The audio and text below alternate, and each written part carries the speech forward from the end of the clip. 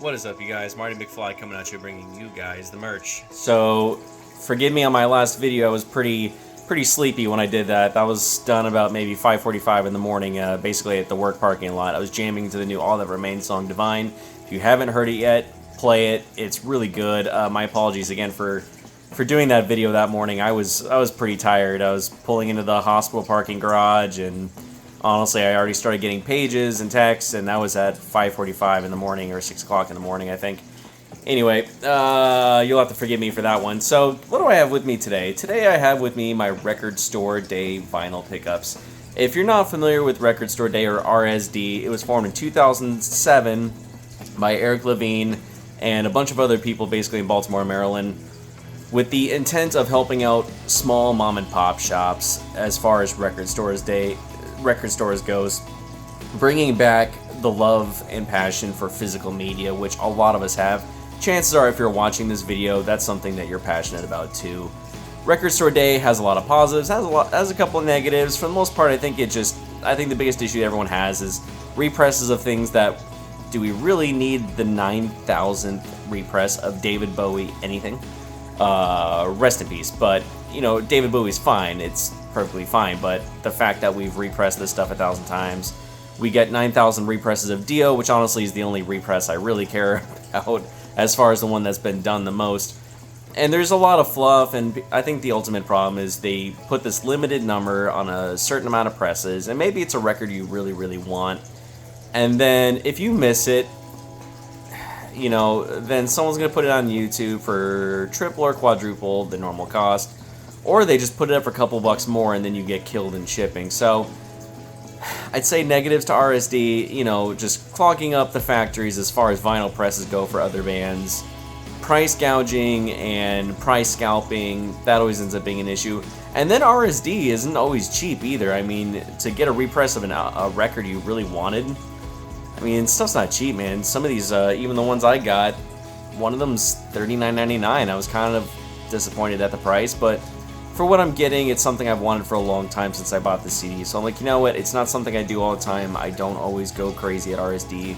So maybe it'd be something cool. So I'd say those are the negatives. But the positives is it brings so many people to independent record stores. And that is the entire purpose of RSD, is to bring people back to mom and pop shops. Kind of like Small Business Saturday, with the exception of this happens a couple times a year now. So now we have April, we have usually July, and then Black Friday are usually our big Record Store Day releases. And the last couple of years, I've always had one that I'm like, man, I would love to have this in the collection. And I play the crap out of it, I get my money's worth, and it always makes me happy.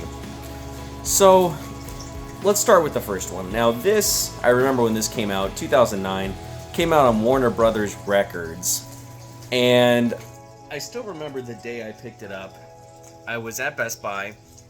I went to Best Buy, picked up Burden of a Day's very last record before they broke up, and 1000 actually, and that was with Kyle Tamositis, lead singer. That band went on to do Colors, and the reason I remember this is because I was waiting for it, and Best Buy opened at 9 a.m., hopped in the car. I had to drive 3 hours south to go see my girlfriend at the time, and I wanted to play this record in the car, so I bought two. I bought Burden of a Day 1000, and then I bought this. This, of course, is the one and only record by Dead by Sunrise. Chester Bennington from Linkin Park. This is his side project, one of his couple things that he's done, but this is Out of Ashes, Dead by Sunrise. The reason why I wanted to get this, I was so excited when this came out, is because this is that era of Linkin Park where you really, I mean, you either loved them or you hate them. You loved or you hated the changes. But what I liked about this is you have a little bit of that aggression you get from Chester Bennington, and then he just goes off the rails and does whatever he wants with this band. And I think the group themselves, very talented, just a really good rock album. I mean, you can't call it metal, it's far from metal, but I would just call it a very good rock album. And, you know, you get, I mean, good grief, you get a lot of tracks on here. So Fire, the very first track on there, is probably one of their heavier songs on there if you're looking for something a little more aggression. But Chester's vocals, his delivery, his passion, There's a lot of blues, a lot of country, a lot of rock, a little bit of metal, like zero hip-hop in here. It really just goes to show how talented Chester Bennington was. Rest in peace, buddy. Miss you.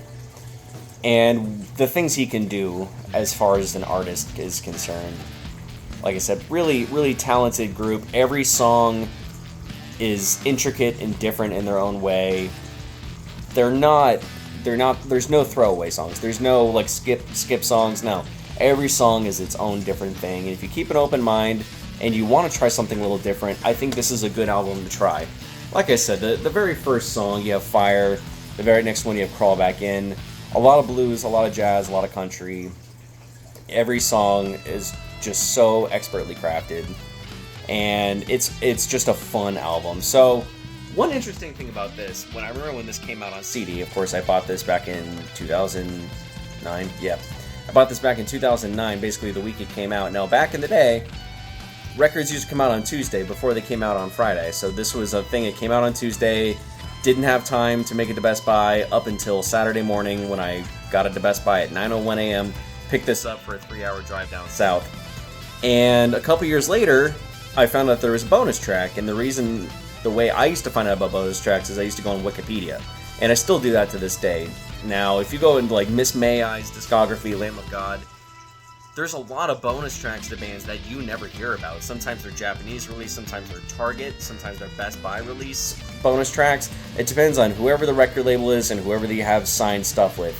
So a lot of bands, they'll do stuff with Japan and you'll never hear that bonus track unless you go find it on YouTube or someone snagged a copy of it and posted it, or Spotify was good enough to actually put on there. So that's how I found out about The Morning After, or in this case, Morning After. That's a more aggressive Chester hard rock song. I mean, that is what I was kind of looking for into this record. So if you haven't checked it, Morning After is a great bonus track on this. Now, as far as RSD is concerned, we do have a bunch of bonus tracks on here. So we have The Morning After, and then we have live stuff. So we have Crawl Back In live, Walking in Circles, In the Darkness, Let Down, and then Morning After live. That ultimately was something that I was like, okay, you know what? It is $39.99. It's kind of expensive, but it's double vinyl.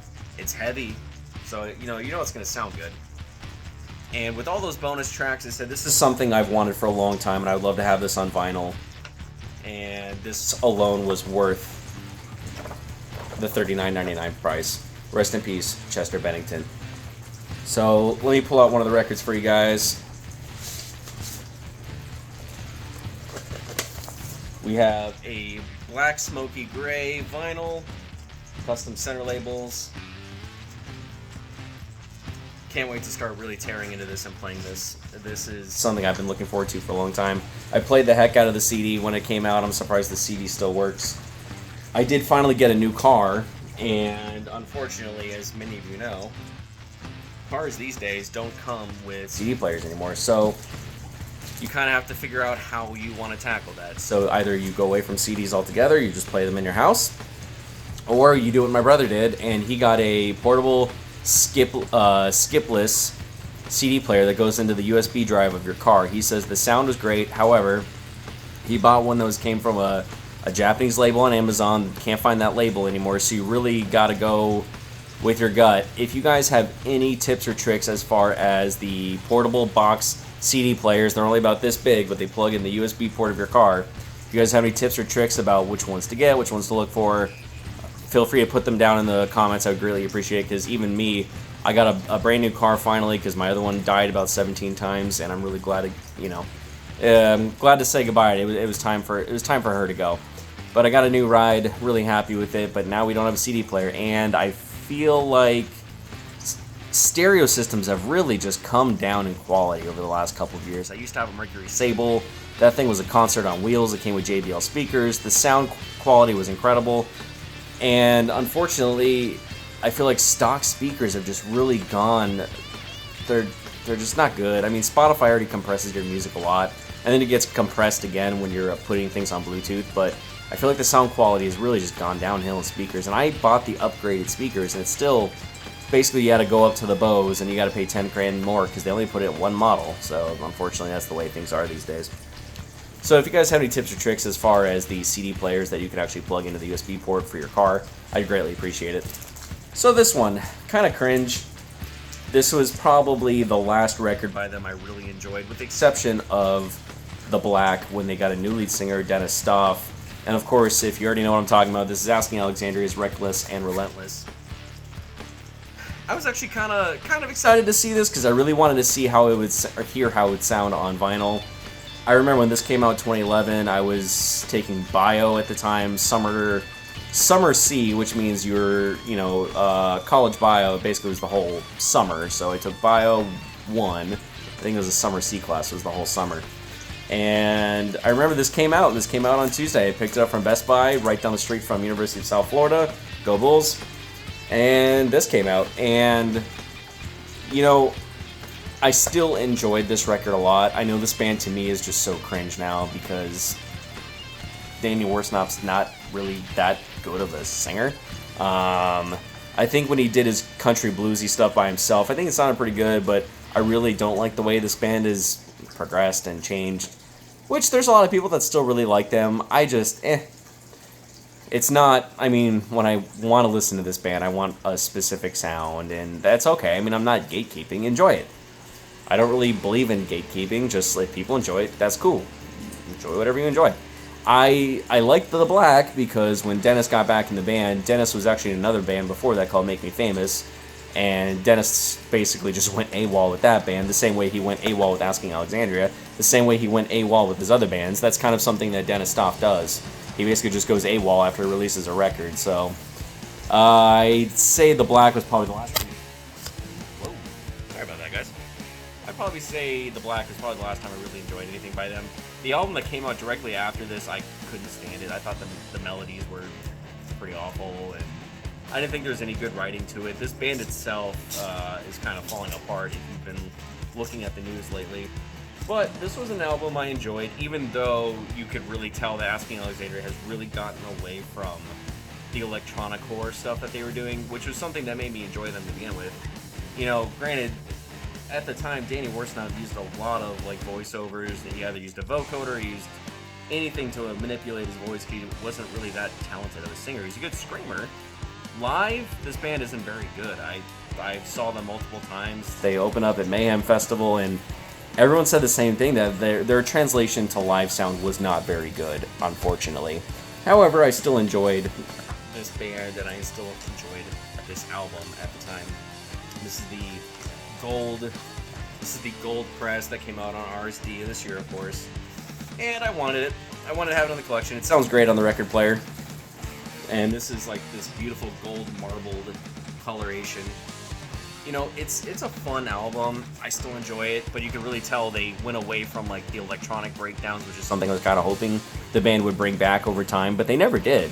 Their first album, Stand Up and Scream, everybody knows it. Everybody thinks of 2009, just scene core, metalcore, angry at your 16-year-old girlfriend music. It is what it is, and it's just interesting how that one album was where they did all the electronics, the same stuff that Attack was doing, Devil Wears Prada was doing, and then they essentially never did it again. There's one song on Reckless and Relentless where they had a little bit of that electronic breakdown thing in there, but they really never did it ever again. So it was just an interesting album, but I still enjoyed it. They were also going away from the 16-year-old mad at your girlfriend, get on your gers type stuff. They were doing a lot of that. I know you'd like a whore and all, and get on your knees and all that whatever stuff that they were doing on their first record. You could tell that they were starting to go away from that finally. Maybe they grew up a little bit, and they started talking about some more serious themes and more themes that everybody could really get into. So that was a nice change for the band. But after this, good grief. The next album after that, it's just not good.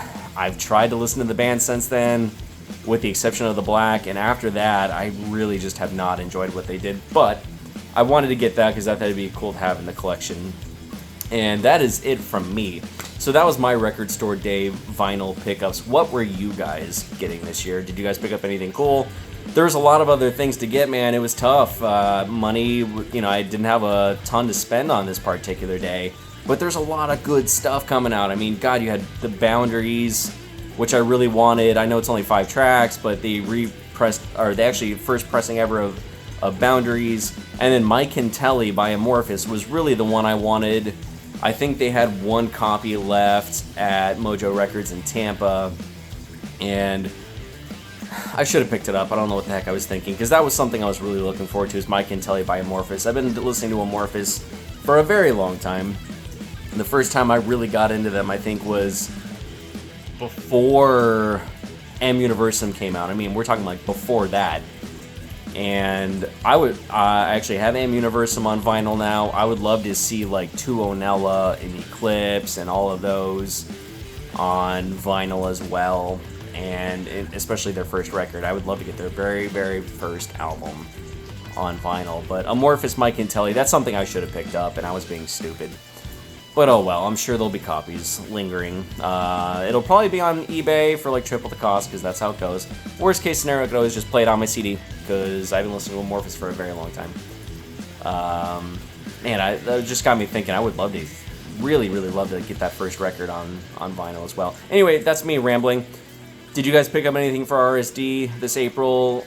We're probably going to get another one. I'm assuming the next one's going to be coming in July. And then, of course, Black Friday. Hope you guys are taking care of each other out there, and peace.